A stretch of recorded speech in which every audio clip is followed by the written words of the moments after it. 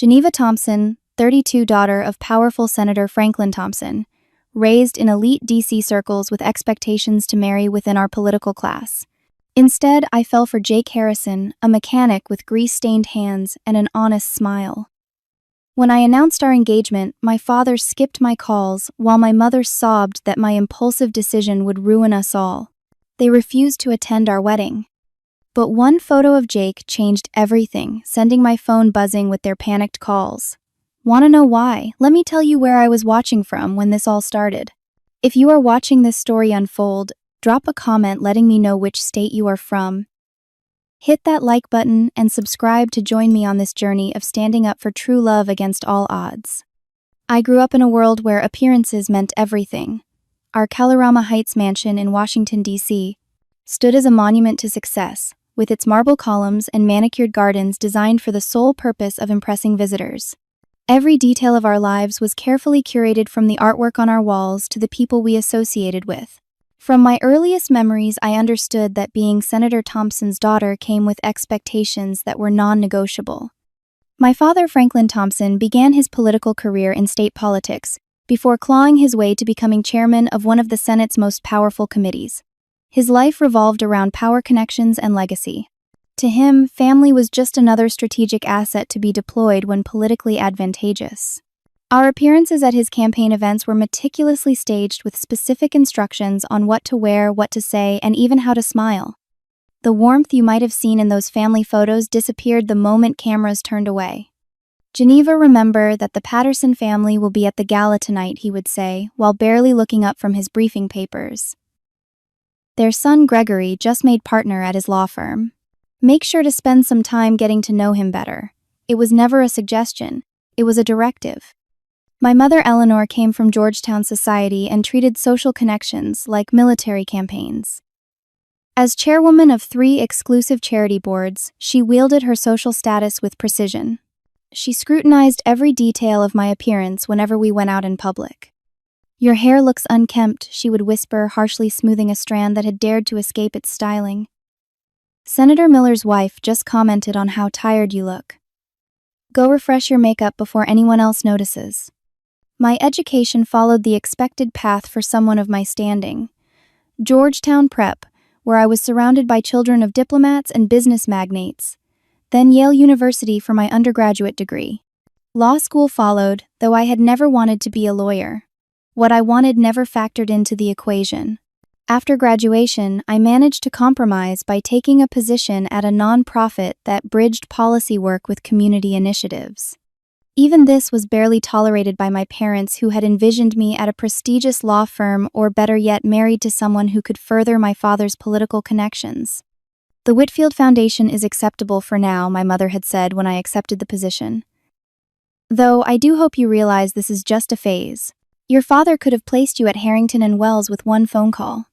The men I dated followed a predictable pattern. Harold Winters, son of another senator, took me to the most exclusive restaurants, but could barely maintain a conversation that wasn't about himself. Lawrence Coleman, a corporate lawyer with the right pedigree, revealed his true nature when I saw him berating a waiter over a minor mistake. Then came James Porter, a hedge fund manager my father approved of, who I caught cheating with his assistant just 3 months into our relationship. With each failed relationship, my parents' control tightened. Sunday brunches became strategy sessions. The Richardson Gala next weekend would be perfect for meeting Bradley Wilson, my mother would say while delicately cutting her poached egg. His family's banking connections would be very useful to your father's campaign finance committee. My father would nod in agreement. "I've arranged for you to be seated at his table. Wear the blue dress, it photographs well." I would sit silently pushing food around my plate, feeling less like a daughter and more like a political pawn. My rebellion was quiet, but growing stronger with each passing day. I started to make small decisions for myself, changing my hair despite my mother's protests, volunteering at a community center in a neighborhood my parents would never visit, taking long drives alone to escape the suffocating expectations. Little did they know that one of those drives would change everything. When my Audi broke down on a rainy Tuesday afternoon in Northeast DC in a part of town my parents had warned me never to visit. As the tow truck pulled away with me in the passenger seat, I had no idea I was heading toward the person who would help me break free from the golden cage I had lived in all my life. The breakdown happened on my way back from a community outreach meeting. My sleek Audi, usually so reliable, sputtered and died on a street I had only driven through, never stopped on. The rain was coming down in sheets, and my cell phone showed that expensive roadside assistance program my father insisted on would take over an hour to reach me. When a local tow truck offered help sooner, I accepted out of pure practicality. "Where should I take it?" Miss the driver asked. "Wherever is closest and can fix it," I replied, not knowing this split-second decision would alter the course of my life. 20 minutes later, we pulled up to Harrison's auto shop. The building was unassuming, with a simple sign and 3 service bays. Nothing like the gleaming dealership where I usually took my car for maintenance. I stepped inside, the modest office designer heels clicking against the concrete floor, feeling immediately out of place in my tailored suit among the smell of motor oil and the sound of tools clanging in the background. That's when I first saw Jake Harrison. He wasn't what I expected. Tall with dark hair and focused eyes, he wiped his hands on a rag as he approached. Despite the grease stains on his work clothes, there was something immediately dignified about him. "Miss Thompson," he said, and I was surprised he recognized me. Most people did eventually, but it usually came with the fake smile and excessive friendliness that accompanied recognition of my father's political position. Jake showed none of that. "Your alternator's shot," he explained after examining my car, his voice straightforward. "Also found some issues with your timing belt that the dealership should have caught months ago." "How long will it take to fix?" I asked, already dreading calling my driver to pick me up. 3 hours for the alternator. The timing belt is another story. I can do it, but you might want the dealer to handle it since your car's still under warranty. I was struck by his honesty. Most mechanics I had encountered through friends' stories would have insisted on doing all the work themselves, charging premium rates. With 3 hours to kill and the rain still pouring, I settled into the small waiting area. Jake brought me a surprisingly good cup of coffee from a pot in the corner. "Mind if I ask what you do?" he said, noticing my briefcase and professional attire. "I work at the Whitfield Foundation," I replied, expecting the conversation to end there. "Environmental policy, right? I read about your water conservation initiative last month." I nearly choked on my coffee. "You follow environmental policy?" He smiled slightly. "I try to stay informed about things that matter." What began as small talk to pass the time evolved into one of the most stimulating conversations I'd had in months. Jake spoke knowledgeably about urban environmental challenges and shared innovative ideas about reducing emissions from older vehicles that low-income families couldn't afford to replace. "Most people think the only green solution is everyone buying electric cars," he explained while checking on my Audi's progress. "But the environmental cost of manufacturing new vehicles is massive. Sometimes the better approach is making existing cars more efficient." During those 3 hours, I learned that Jake was born and raised in Brooklyn, a working-class DC neighborhood.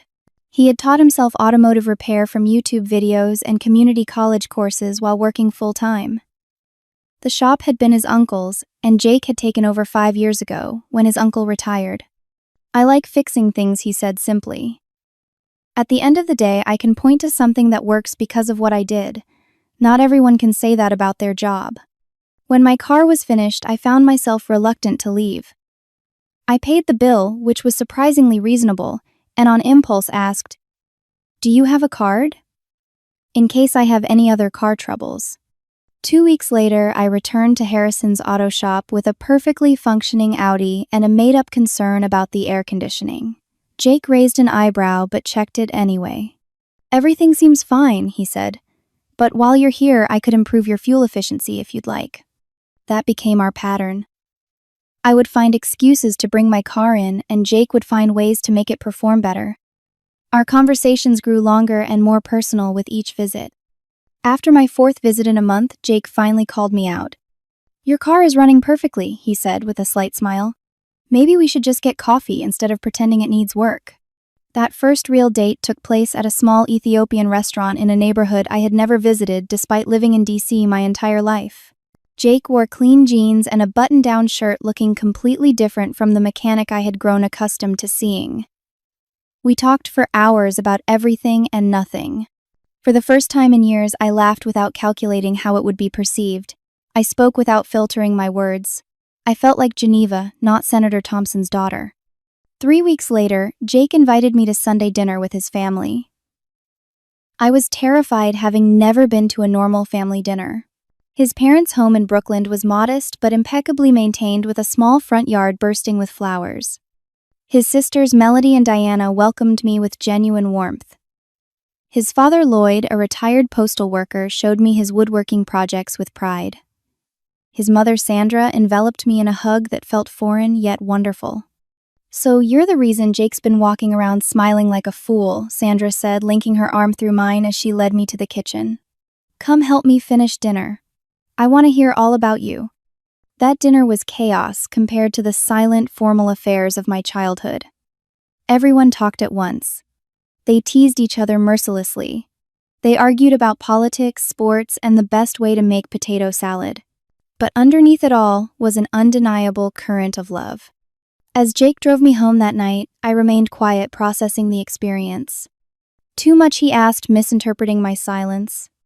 "No," I replied honestly, "it was perfect. They're perfect." He laughed.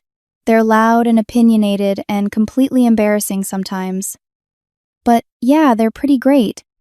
"You're lucky," I said softly, thinking about the cold, strategic interactions that passed for family time in the Thompson household. Jake reached over and took my hand. "I know." As we pulled up to my apartment building, I realized with perfect clarity that I was falling in love with Jake Harrison, and that my parents would do everything in their power to stop it if they knew. For the first time in my life, I didn't care what they thought. For the first few months, I kept Jake separate from my Washington life. It wasn't shame, it was protection.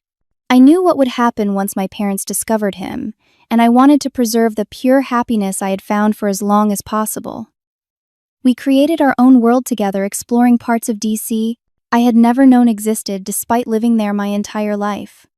Jake showed me neighborhood festivals in Trinidad, hidden jazz clubs in Shaw, and community gardens in Anacostia.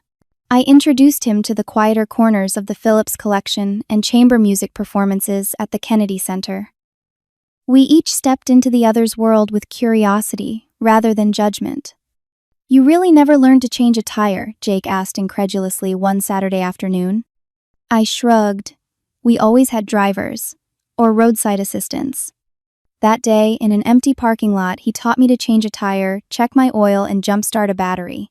His patience was endless, never making me feel foolish for not knowing these basic skills. "Your turn," I told him the following weekend, dragging him to a gallery opening. I watched him study each painting, carefully forming his own opinions rather than parroting what others said. When a pretentious collector tried to impress us with jargon, Jake asked simple but insightful questions that revealed the man's shallow knowledge.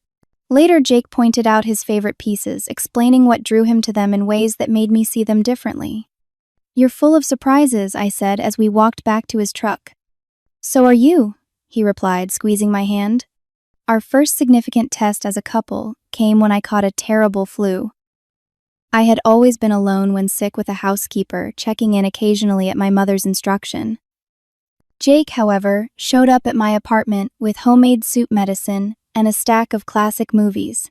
"You'll get sick too," I protested weakly from my cocoon of blankets. "Probably," he agreed, settling beside me. "Worth it." He stayed for 3 days, working remotely from my living room between bringing me tea and checking my temperature. When I apologized for being terrible company, he kissed my forehead and said, "This is what people do for people they care about, Geneva. It's not complicated."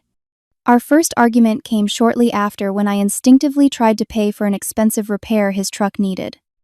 "I don't need your money," he said, voice tight. "I know you don't need it," I replied, frustrated. "I want to help because I care about you." "There's a difference between helping and fixing," he said. "I'm not a charity case." We didn't speak for 2 days, the longest we had gone without communication since meeting. When we finally talked, it was an honest conversation about class differences, independence, and what support really meant in a relationship. Unlike the conflict resolution I had witnessed in my parents' marriage, cold silences followed by tactical concessions, Jake and I emerged stronger with better understanding. Gradually, I began learning more about Jake's professional life beyond just fixing cars. He had developed several patents for fuel-efficient engine modifications that were gaining attention in the automotive world. His garage offered free repair services every third Saturday to low-income families. Local environmental groups consulted him on sustainable transportation initiatives. "Why didn't you tell me about your patents?" I asked after discovering them through a colleague who worked in green technology. Jake shrugged. "It never came up." "Jake, these are brilliant. You could be working for any major manufacturer. And wear a suit every day, sit in meetings instead of actually building things." He shook his head. "I've had offers. That life isn't for me." His lack of pretension, his contentment with doing meaningful work rather than chasing status, these qualities became more attractive to me than any pedigree or connection my parents valued. After 6 months of dating, we finally ventured into my professional world when I invited Jake to a colleague's wedding. I was nervous knowing that many guests would recognize the Thompson name and make assumptions. "Are you sure you want to do this?" I asked as we parked. "These people can be judgmental." Jake straightened his tie, the only one he owned. "Are you worried about what they'll think of me or what they'll tell your parents?" "Both," I admitted honestly. He kissed me softly. "If you're not ready, we can leave right now. But Geneva, I'm not ashamed of who I am or what I do. And I hope you're not either." We stayed. Jake charmed my colleagues with his authenticity and intelligence. By the end of the night, my director was discussing potential collaboration on an eco-friendly transportation initiative for underserved communities. The next morning, my phone rang. It was my mother. "I heard you brought a mechanic to the Whitfield Foundation wedding," she said without preamble. "Please tell me Barbara Miller was exaggerating." And just like that, my parallel worlds collided. "His name is Jake Harrison," I replied, heart pounding but voice steady. "And yes, he's a mechanic. He's also an inventor and environmental innovator." My mother's pause spoke volumes. "Well, I suppose everyone goes through a phase of rebellion. When you're ready to meet someone appropriate, the Carmichael's son just finished his surgical residency." I changed the subject, but the seed was planted. Over the following weeks, friends from political families expressed concern about my new relationship. Invitations to certain events mysteriously stopped arriving. My mother increased her calls, each one featuring a new eligible bachelor she wanted me to meet just as a friend. Through it all, Jake remained steady. "They haven't even met me," he said when I vented my frustration. "They're judging based on a job title. That says more about them than about me." Nearly a year after my car broke down outside his shop, Jake took me to a community cleanup project we had helped organize in his neighborhood. As we finished planting a new community garden, he led me to a bench under a flowering cherry tree. "I have something to ask you," he said, suddenly serious. My heart raced as he knelt and pulled out a small box. Inside wasn't a flashy diamond, but a vintage ring with delicate sapphires surrounding a modest center stone. "It was my grandmother's," he explained. "She was the strongest woman I knew until I met you." His proposal was simple and heartfelt. I said yes. Immediately, tears streaming down my face, even as a voice in the back of my mind whispered that the real challenge was just beginning. We were about to declare war on the Thompson family expectations. And I knew from a lifetime of observation that my father never lost a political battle. But looking at Jake's face filled with love and hope, I decided some wars were worth fighting even if victory wasn't guaranteed. The engagement ring felt simultaneously weightless and impossibly heavy on my finger as I prepared for the monthly Thompson family dinner. Jake had offered to come with me, but I decided this first confrontation should happen alone. I needed to see their unfiltered reactions without worrying about protecting Jake from their inevitable cruelty. "I can handle it," I assured him over the phone as my Uber approached my parents' mansion.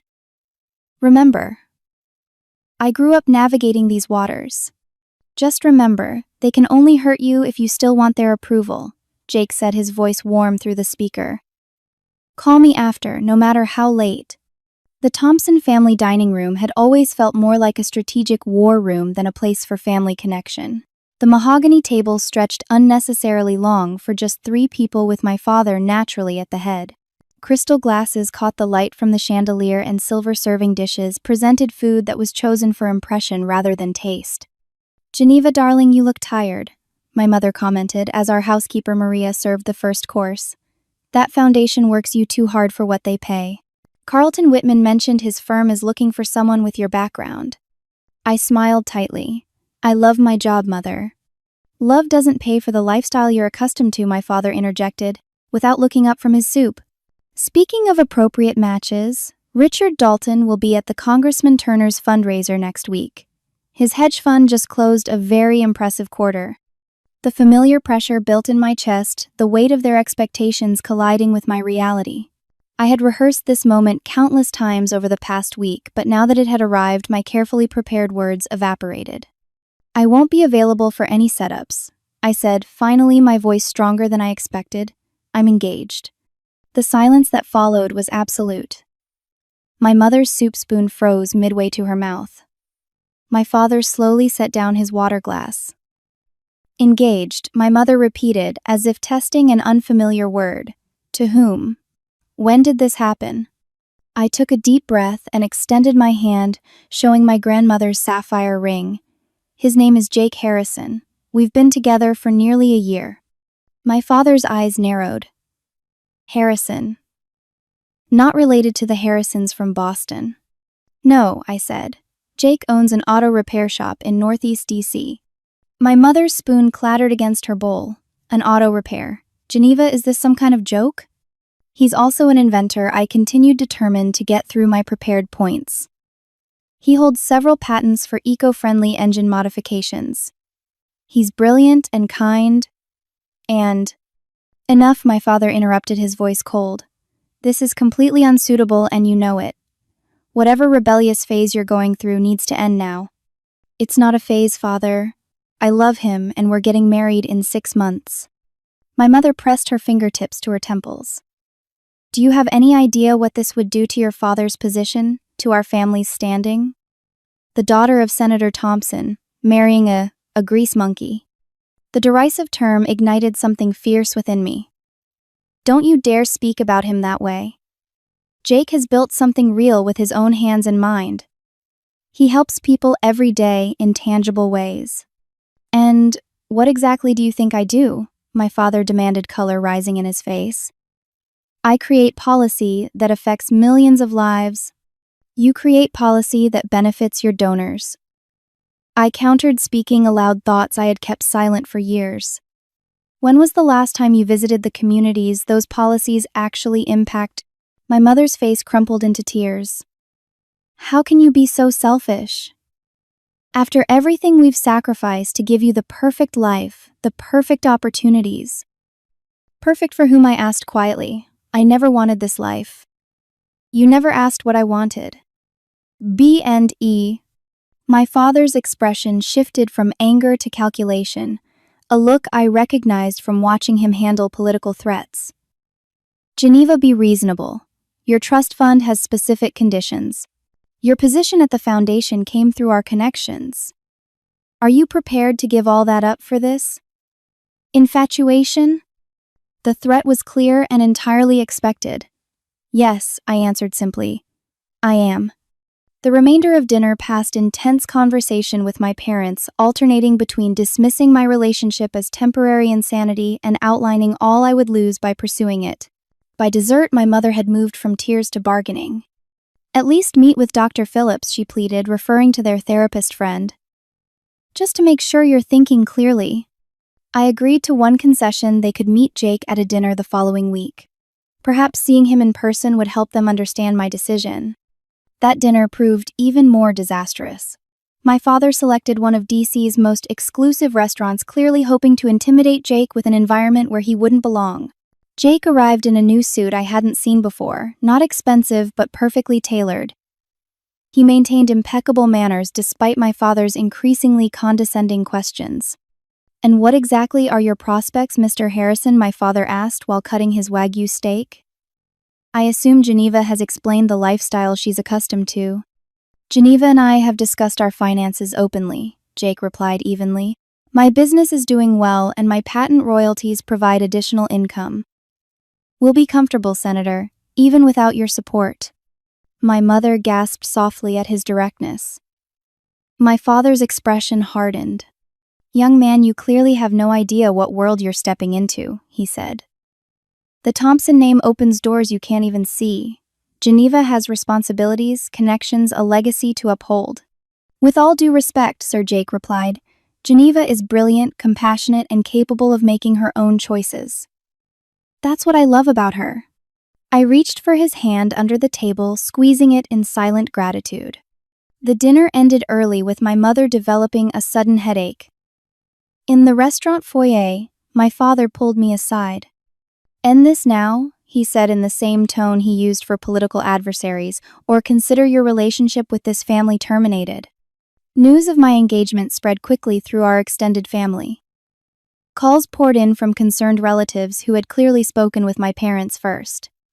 My conservative grandparents expressed disappointment. Cousins, who depended on my father's political connections, distanced themselves. Only my Aunt Judith, my father's younger sister, and the family rebel, who had married an artist against my grandfather's wishes, called with genuine congratulations. "They'll come around or they won't," she said pragmatically. "Either way, live your life, Geneva. I wasted too many years seeking approval that never came." A week later, my father's ultimatum became reality. My access to the family trust fund was restricted. The lease on my apartment held in my father's name would not be renewed. Several board members at my foundation received calls expressing concerns about my judgment. When I called my parents to confront them, my mother answered. "We're doing this for your own good," she insisted, her voice wavering. "This infatuation will pass, and you'll thank us for protecting you from a terrible mistake."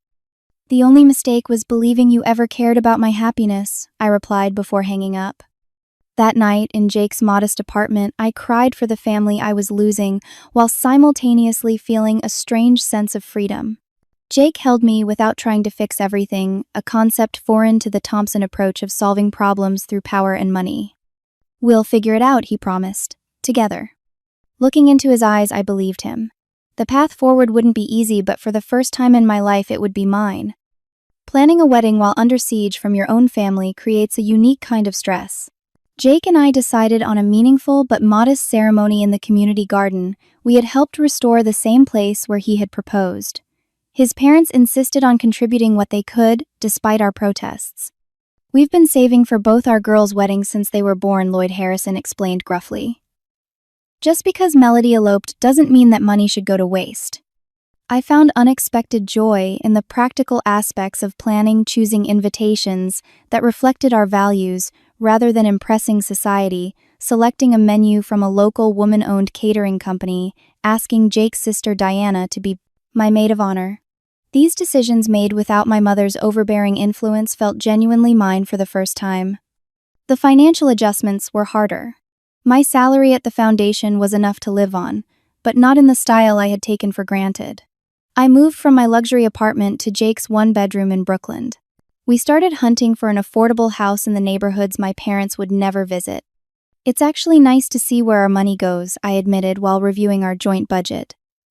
"I never even looked at price tags before." Jake smiled. "Welcome to how 99% of the world lives, Thompson." My father's retaliatory actions escalated as our wedding date approached. First came the whispered rumors in political circles that Senator Thompson's daughter was having some kind of breakdown.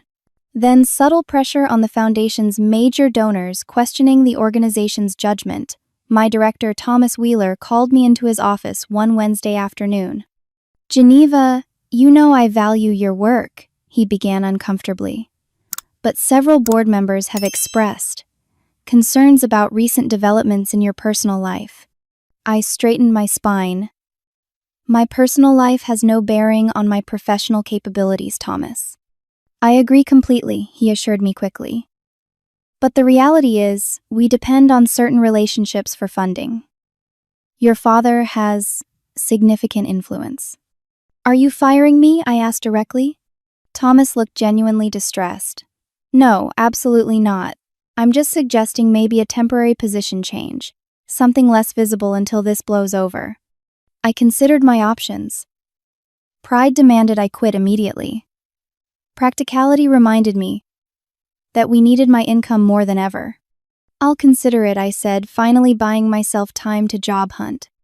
My mother's tactics were less direct but equally damaging. She called our wedding venue claiming to be my assistant, attempting to cancel our reservation. She reached out to my college friends with tearful stories about my concerning behavior and troubling relationship choices. 3 former friends staged an intervention over coffee, clearly coached by Eleanor Thompson herself. "Geneva, we're worried about you," began Stephanie, who I hadn't spoken to in months. "Making such dramatic life changes so quickly isn't like you."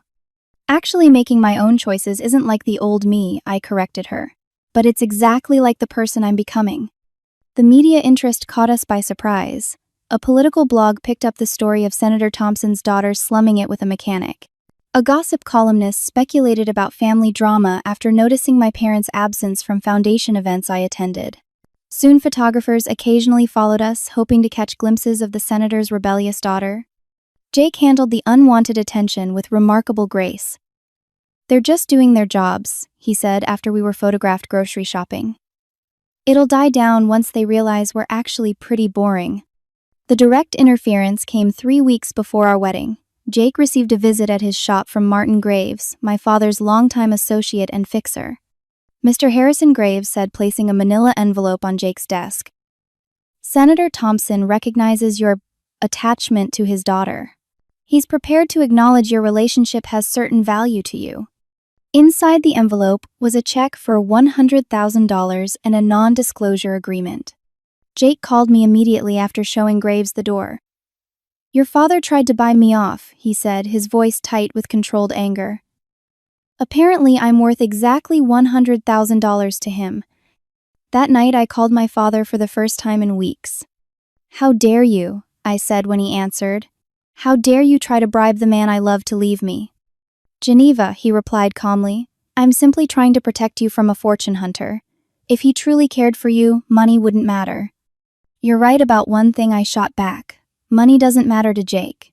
That's why he showed your man the door. It's you who can't imagine a relationship not based on advantage."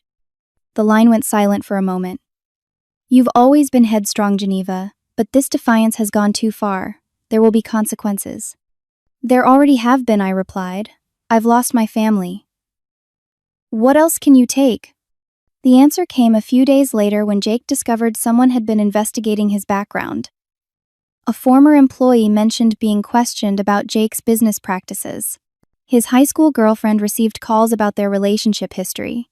Even his landlord was approached about his payment history. "They're looking for dirt," Jake said, running his hands through his hair.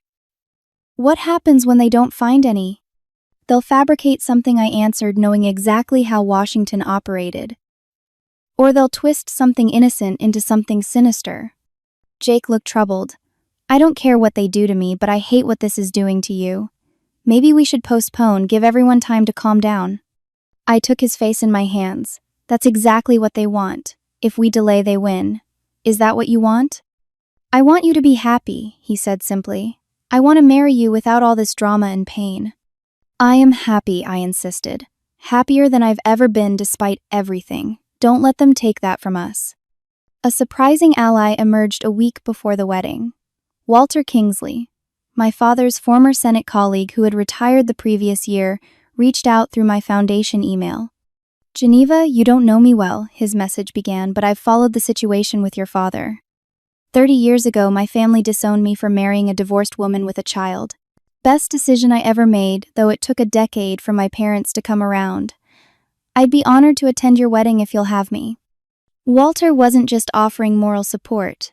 As former chairman of the Environmental Protection Committee, he had connections to the National Environmental Innovation Foundation, which took immediate interest in Jake's patents. As the wedding date approached, we sent formal invitations to my parents despite everything. The RSVP deadline came and went with no response. I told myself I had expected nothing else, but the confirmation of their absence still stung. "We don't need them," Diana assured me during the final dress fitting. "You've got a new family now." Looking at my reflection wearing a simple but elegant dress rather than the extravagant gown my mother would have insisted on, I realized Diana was right. The Thompson definition of family had always been about obligation and appearance. The Harrison definition was about love and support. It wasn't hard to choose between them. I woke up on my wedding day in Diana's guest room, having stayed there the night before while Jake remained at our apartment. Despite everything, or perhaps because of it, I felt surprisingly calm. Whatever storms my parents had created today belonged to Jake and me. Diana brought coffee and toast to the bedroom, sitting cross-legged on the bed like we were teenagers at a sleepover. "Nervous?" she asked. "Strangely, no," I replied honestly. "This feels like the first completely right decision I've ever made." Melody arrived soon after, bringing mimosas, and their mother Sandra, who carried a small velvet box. "Something borrowed," Sandra explained, opening it to reveal a delicate pearl hairpin. "My mother wore it at her wedding, and so did I." The gesture brought unexpected tears to my eyes. "Thank you," I whispered, throat tight with emotion. "Families are chosen, not just born into," Sandra said, squeezing my hand. "We chose you the moment Jake brought you home." As Diana arranged my hair and Melody helped with my makeup, a delivery arrived from Aunt Judith, my grandmother's antique lace handkerchief, with a note reading simply, "She would have approved of a woman who thinks for herself." The community garden had been transformed for the ceremony. White chairs lined a grassy aisle leading to an arbor covered in climbing roses. Jake had spent weeks ensuring every plant was at its peak bloom for today. Potted herbs served as centerpieces on reception tables to be donated to the community kitchen afterward. As I prepared to walk down the aisle alone, having declined Lloyd's gentle offer to step in for my father, I paused at the garden entrance, scanning the gathered guests. Jake's large extended family filled one side.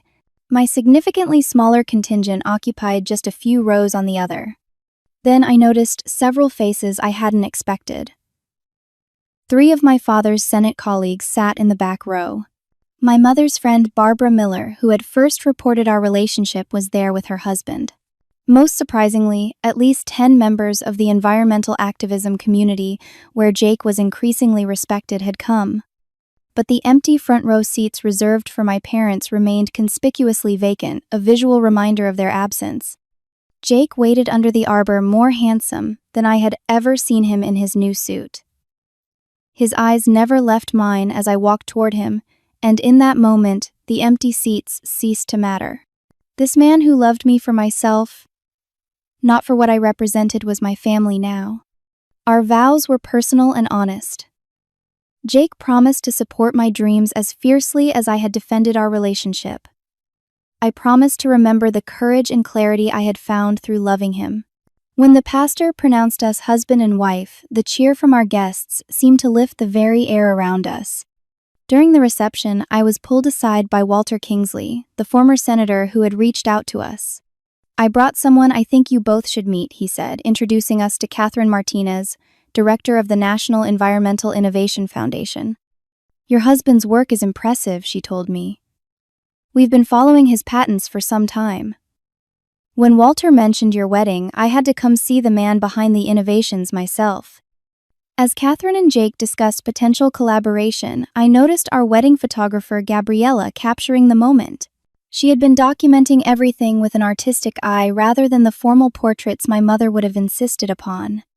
Later during toasts, Jake's best friend Marcus revealed something I hadn't known. Jake turned down a full scholarship to MIT, he announced to surprised murmurs. Said he learned better by doing than by sitting in classrooms. Looks like he was right, considering he's invented engine modifications that engineers with fancy degrees couldn't figure out. I turned to Jake, surprised. "You never told me that." He shrugged, embarrassed by the attention. It wasn't the right path for me. The most unexpected moment came when Catherine Martinez asked for everyone's attention. "The foundation doesn't usually make announcements at personal events," she began, "but this seems fitting. We're awarding Harrison Auto Shop our annual Environmental Innovation Grant to expand your eco-modification program to low-income communities across the district." Jake stood shocked as Catherine presented him with a commemorative plaque. The foundation's grant would transform his small operation into a significant environmental initiative. As cameras flashed, capturing his surprised expression, I felt a surge of pride so intense it nearly overwhelmed me. Our first dance as husband and wife took place under string lights as the sun set over the garden. "Any regrets?" Jake whispered as we swayed to the music. "Not a single one," I replied truthfully. As the evening wound down, I experienced a moment of melancholy thinking of my absent parents. Jake noticed, as he always did. "They missed something beautiful today," he said gently. "That's their loss, not yours." I nodded, knowing he was right, but still feeling the ache of their rejection. "I just wish they could have seen what I see in you." "Maybe someday," he offered. "And if not, we'll be okay anyway." After a perfect day, we left for a modest honeymoon on North Carolina's Outer Banks, far from Washington's scrutiny and politics. It was during that peaceful week that Gabriella sent us the first batch of wedding photos. They were stunning, capturing not just the ceremony but the genuine emotions of the day. The love between Jake and me, the warmth of his family embracing me, the surprising support from unexpected allies. One photo in particular caught my attention. Jake receiving the environmental award, looking simultaneously humble and proud. Behind him stood Walter Kingsley and Catherine Martinez, both with expressions of genuine respect. The plaque clearly showed the foundation's prestigious logo and the substantial grant amount. An idea formed as I stared at the image. "They should see this," I said to Jake, showing him the photo. He studied it thoughtfully. "Are you sure?" "They thought they were protecting me from someone beneath me," I explained. "They should know who you really are." With Jake's agreement, I sent the photo to both my parents' phones with a simple message, "What you missed." Then we turned off our phones and enjoyed our last day of honeymoon peace before returning to our new life together. We returned from our honeymoon to an apartment overflowing with ignored messages. My phone showed 27 missed calls from my mother, 15 from my father, and numerous voicemails growing increasingly desperate in tone. "Geneva, call us immediately," my father's first message demanded. "Darling, there's been a misunderstanding," my mother pleaded in another. "We need to discuss this development," said the third. "It changes things." I looked at Jake, who raised an eyebrow. Apparently, one photo was worth more than all our words, he observed. The photo had revealed what my parents had refused to see: Jake receiving the National Environmental Innovation Foundation's prestigious grant, with former Senator Kingsley and Director Martinez clearly showing their respect. The award recognized Jake's patents for eco-friendly engine modifications that reduced emissions from older vehicles by up to 40%, innovations that major manufacturers were now licensing. The morning after our return, my mother appeared unannounced at our apartment door, looking uncharacteristically disheveled. "Geneva," she said, trying to embrace me. I stepped back, maintaining distance. "Mother, this is unexpected." Her eyes darted around our modest apartment, taking in the moving boxes, still unpacked.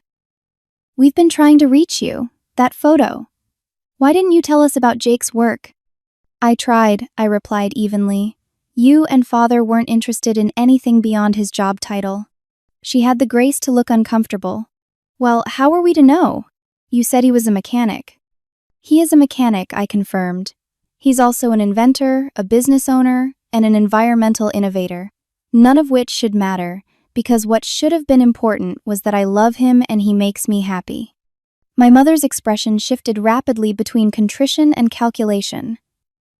"Your father and I would like to have dinner with both of you. To start fresh."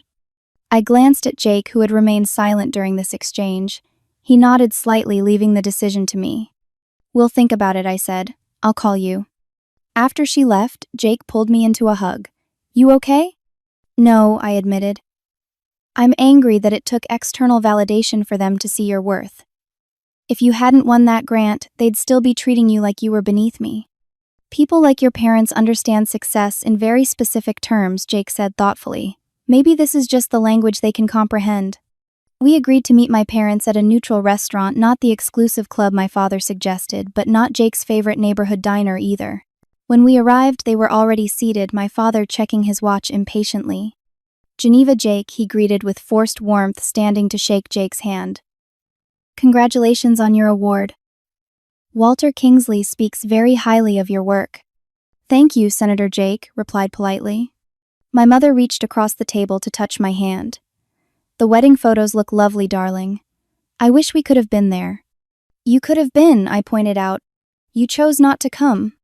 An uncomfortable silence fell, broken only when the waiter arrived to take our orders. Once alone again, my father cleared his throat. "Perhaps we were hasty in our assessment of your relationship. Jake's environmental work is actually quite aligned with the new energy initiative I'm supporting in the Senate. I couldn't help but laugh. Fascinating how his work suddenly has merit now that you've found a way to connect it to your political agenda. Geneva, my mother chided. Your father is trying to make amends. No, I corrected her. He's trying to save face and possibly capitalize on Jake's success. There's a difference. My father's expression hardened. You've become quite cynical. I've become honest, I countered. Something this family has never valued. Jake gently touched my arm, a reminder of our agreed approach. We had decided before this dinner that burning bridges completely served no purpose, but neither would we pretend the past months hadn't happened.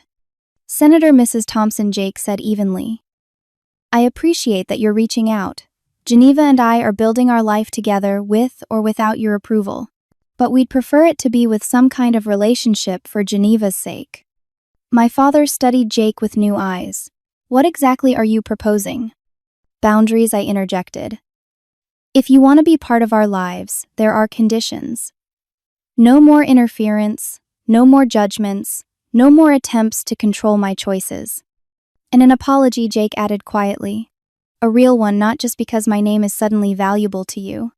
My parents exchanged glances, clearly uncomfortable with these terms. My mother spoke first. We were worried about you, Geneva. We only wanted what was best. No, I corrected gently. You wanted what looked best. There's a difference. The remainder of dinner progressed with cautious conversation. My parents asked about Jake's patents, his plans for the grant money, our housing search. They offered connections and resources that we mostly declined. As we prepared to leave, my father pulled me aside. The trust fund restrictions can be lifted, he said, as if offering a great concession. Now that we understand the situation better? Keep it, I replied. We're doing fine on our own. His surprise was evident. Don't be stubborn out of pride, Geneva. That money is your birthright. Maybe someday, I said. When I'm confident, it doesn't come with invisible strings. Jake and I settled into married life with surprising ease.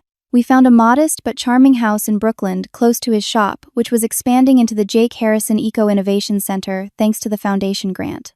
My work at the Whitfield Foundation continued, though I had quietly begun job searching after the pressure my father had applied. An unexpected opportunity came through Catherine Martinez, who offered me a position leading community outreach for the Environmental Innovation Foundation. The role aligned perfectly with my skills and values, and the foundation's independence from political influence meant my father's connections couldn't threaten my position. Our relationship with my parents evolved slowly. There were awkward dinners and tentative holiday gatherings. My mother made genuine efforts visiting our new home and even attending the opening of Jake's expanded center. My father's acceptance was more calculated, especially after Jake's innovations received national press coverage, but it was progress nonetheless. 1 year after our wedding, we hosted a housewarming party in our new home. Jake's large, boisterous family mingled with my smaller circle of true friends. My parents attended briefly, still uncomfortable in settings they couldn't control, but making an effort that would have been unimaginable a year earlier. As I watched Jake laughing with his father and mine, an unlikely grouping, I reflected on the journey. We had created a life that honored both our backgrounds while breaking free from expectations that didn't serve us. We had found success on our own terms, measured not by status or appearances, but by meaningful work and authentic relationships. The road hadn't been easy, and some wounds were still healing. But standing in our modest home, surrounded by people who valued us for who we were rather than what we represented, I knew we had built something real and lasting, something far more valuable than the golden cage I had escaped. Penny for your thoughts, Jake said, slipping his arm around my waist. Just thinking about how sometimes the breakdown of an engine can lead to exactly where you need to go, I replied, leaning into his embrace. He smiled, understanding as always. Best wrong turn I ever took. Looking back at that moment when my Audi sputtered to a stop near Harrison's auto shop, I couldn't have imagined where that path would lead. But I wouldn't change a single step of the journey. Have you ever had to stand up for your relationship against family disapproval, or discovered that someone was much more than they initially appeared? I would love to hear your stories in the comments below. If this journey of finding courage to choose your own path resonated with you, please hit the like button and subscribe to hear more authentic stories about standing your ground and discovering what truly matters. Thank you for joining me today, and remember that sometimes the most beautiful destinations come after the most challenging journeys. Share this with someone who might need encouragement to follow their heart despite opposition.